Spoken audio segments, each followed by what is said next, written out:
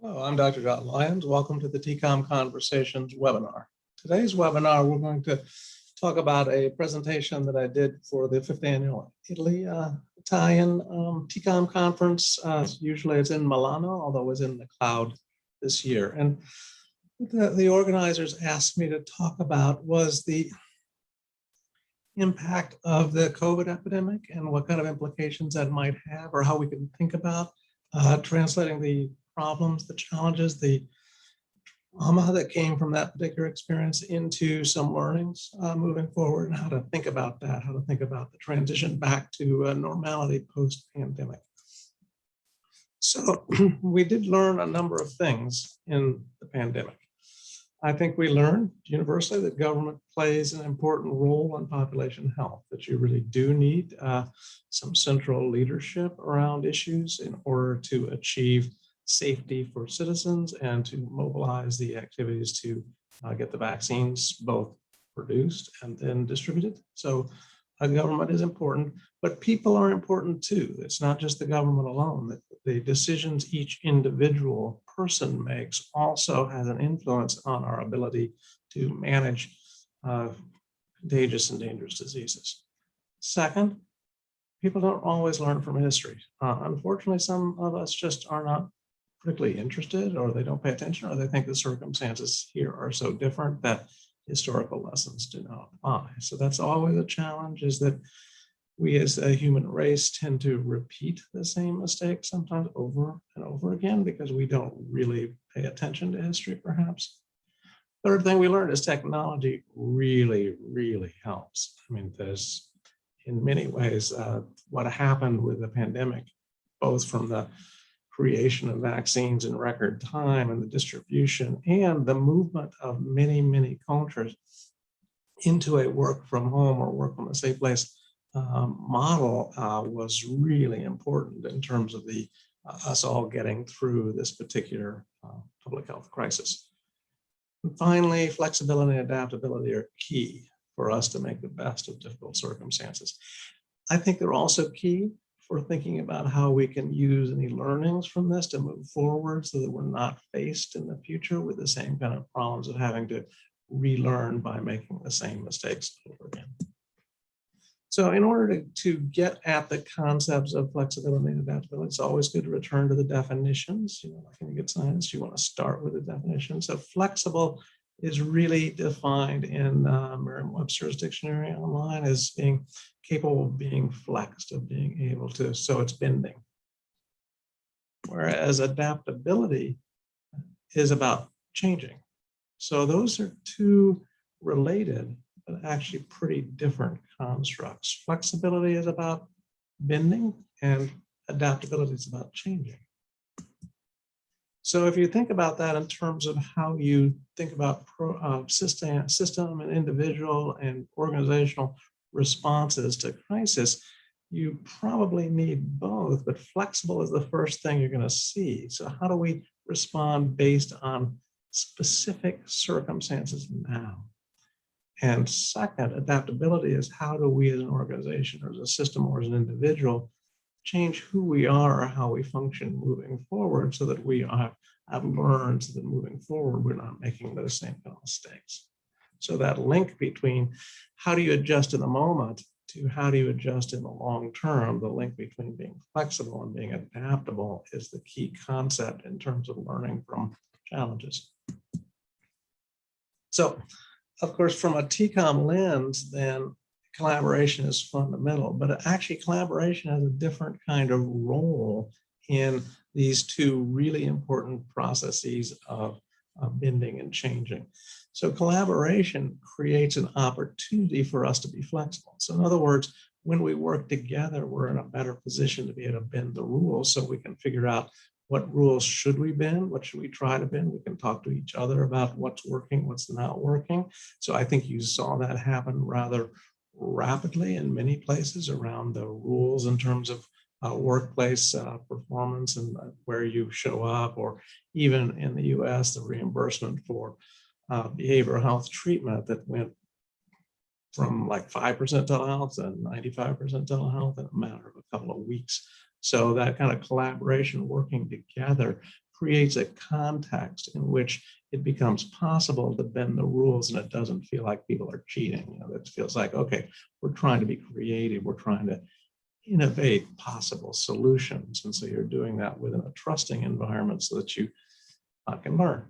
And then when we learn that, actually what we learn can move over to adaptability. So is there things that we flexed that we can change, right? And now that change moving forward is something that requires collaboration, but not so much to make the rules, because as we know, making of the rules is frequently a rather top-down process. We have inputs into it, but at the end of the day, it's usually a person in a leadership position that signs off on any rule changes, and it's usually a bit of a bureaucratic process to develop the strategies to identify exactly how those rules should be changed. However, once you change those rules, as you all know, if you have no buy-in, people just don't follow the new rules, right? So policy does not translate into practice unless there's collaboration between the rule makers and the rule enforcers and the people who should be following the rules. So implementation of adaptability requires collaboration. Creation of flexibility requires collaboration. So to go back, just to remind us, we're talking about TCOM here. So we've got the 5 types of marketplaces, the 5 basic offerings of any business. And we're really trying to shift away from managing services into managing transformation. So moving from a fish restaurant to teaching people how to fish. And it's really important to think about it within this mass customization model. So the extreme, so Pine and Gilmore, or Gilmore and Pine actually talk about mass customization as the strategy that allows businesses to create powerful personal experiences so that you can in fact adjust to basic different contexts. So this continuum goes from mass production, where we treat everybody exactly the same. That's like if you have a standard intake process in your clinic. By the way, intake is a plumbing term, not the best term to use in human systems, so maybe welcome would be better, but anyway.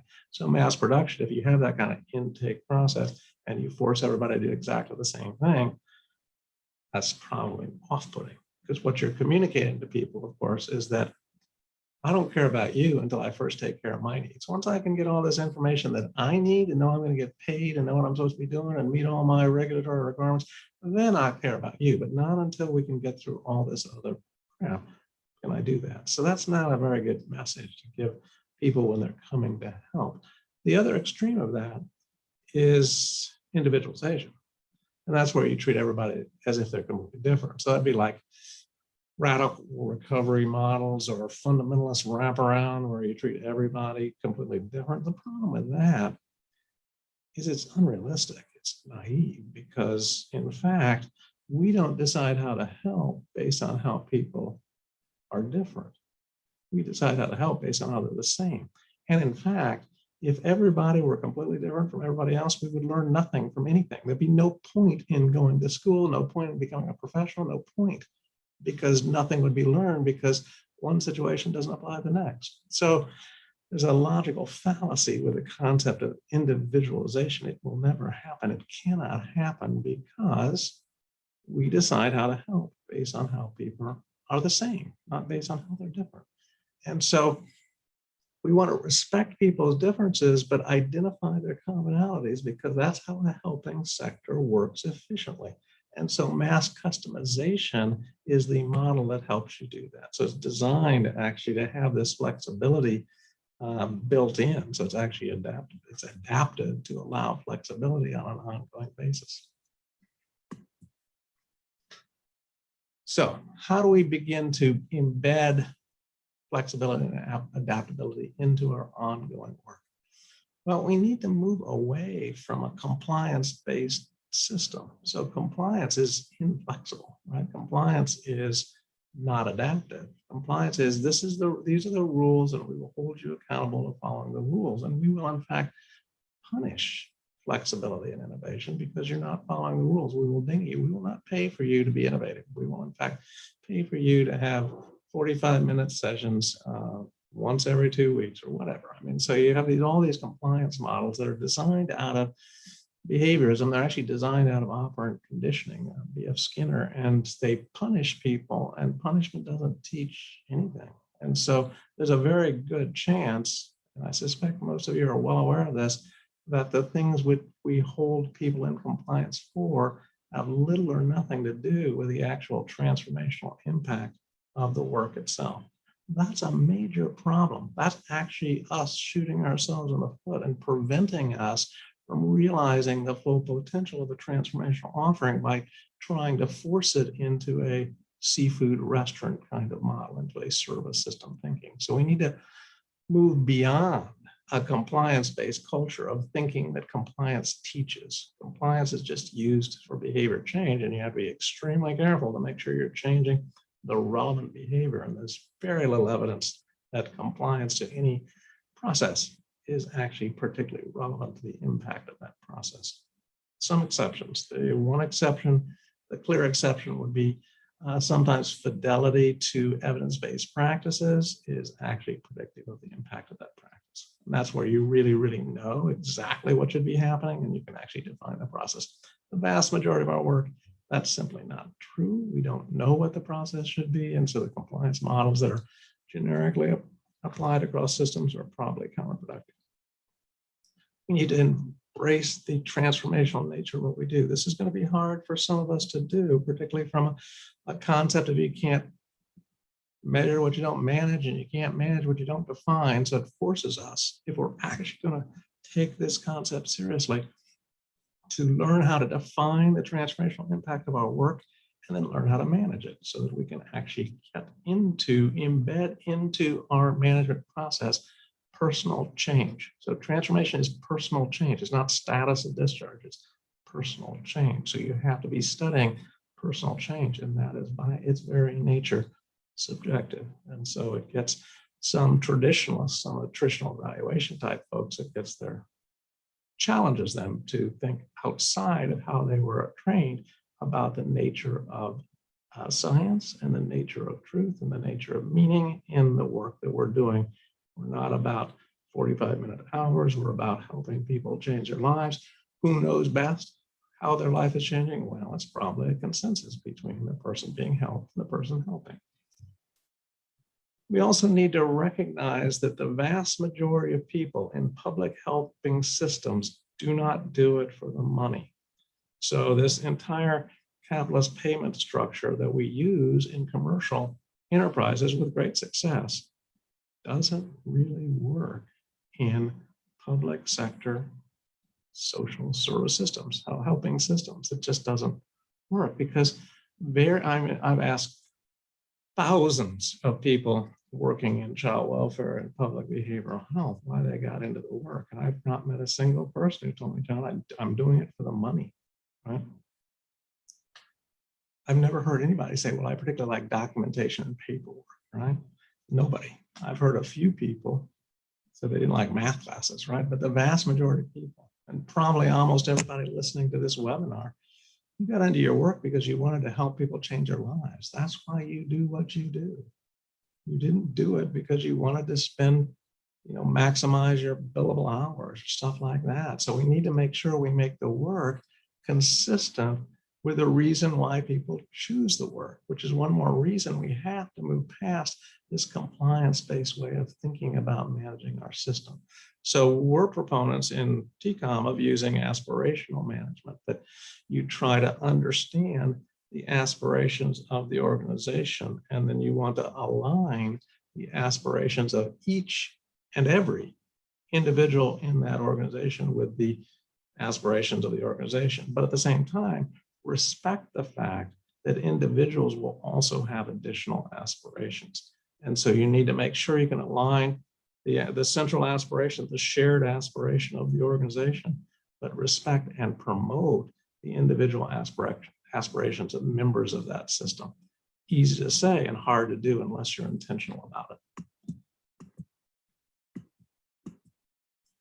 So there's a clear link between aspirational alignment and collaboration if you're not in alignment, because in fact, the definition of collaboration is coming up with a common purpose, right? So you can't really collaborate until you've identified and embraced a common purpose for your work. So that's really an alignment of aspirations. That's why aspirational management is totally congruent with the TCOM philosophy, theory of practice. So if you disagree and dispute, you can't collaborate. This is sort of the political system in the United States, right? It's hard for us to agree and not dispute. We're typically disagreeing and disputing, and you can't get anything done. And it freezes things until you go through a reconciliation process. And until reconciliation occurs, collaboration is simply not possible. So this is designed in this cute graphic as a road, but it's not necessarily particularly linear in the process. And sometimes actually getting to disagree and dispute is a good thing, because you have to get everything out on the table before you can work through why you disagree with each other. You can disagree, but don't dispute. That's probably the most dangerous problem for organizational cultures. And when you have people in the organizations who pretend that they agree with the organizational aspiration, but they don't really, and they actually work at cross purposes to it, that's client interference. I would go so far to say that's sabotage when that happens, but at minimum, it's faux collaboration. It's not real. It's a fake thing. You can agree, but not embrace. Okay, that's probably a good enough level. Okay, we're all in agreement. This is the organizational aspiration. I'm willing to get on board with that. I'm not really personally all that invested in it, but I understand that's my job, and I will do that. That's good enough. And ideally, is you have perfect agreement and you embrace. So these are the people that everybody, it's a mission-based organization. They're all on the same board. This is on board with the idea. This is our mission. This is what we are trying to accomplish together. And this is how we're going to do it. And so that creates both compliance and collaboration. You don't have to even worry about compliance, because it's a natural occurring phenomenon of people taking care of each other, marching to the same destination. So I'm going to give you an example of system flexibility, and this is from Idaho. So we did an analysis pre-COVID that higher levels of needs on transportation were related to ever actionable needs. So in other words, families that had unmet transportation needs weren't doing as well. But, and families that had transportation was not a problem, those kids did fine. Actually, the outcomes in this particular program, which is a really good program, are actually pretty good in terms of change. They have pretty reliable, consistent progress that they make. When you look at the ever actionable needs to the final actionable needs, they make a lot of progress. They resolve a lot of needs. But the kids who have no transportation, they see that benefit. The kids who have transportation needs at the beginning and they're resolved, they also see a benefit from participating in this particular statewide program. So in other words, if you identify the transportation need and resolve it, kids do. It's a little bit slower, but they still get to the same place. They still get the benefit out of the community-based program. But if they have unresolved transportation needs and they stay unresolved during the course of their experience and care, they don't get better. In fact, they don't change much at all. So unresolved transportation needs predict failure of the program to be effective. This is pre-COVID. So we repeated that post-COVID, and I don't think you'll be surprised. So what happened is, as those of you who live in the States know, within a space of a few weeks, CMS decided to allow people to do telehealth. So everybody switched as quickly as possible to do remote therapy. So there's a lot of people doing more remote kind of therapy because they could still bill for it and so forth. So that's flexibility, right? CMS said, okay, we'll bend the rules here for now, and you can go ahead and do it remotely, and you can still charge for it. And what we saw in the data from 2020 is that relationship between unmet transportation need and children outcome went away. No longer was relevant because, of course, transportation is no longer relevant.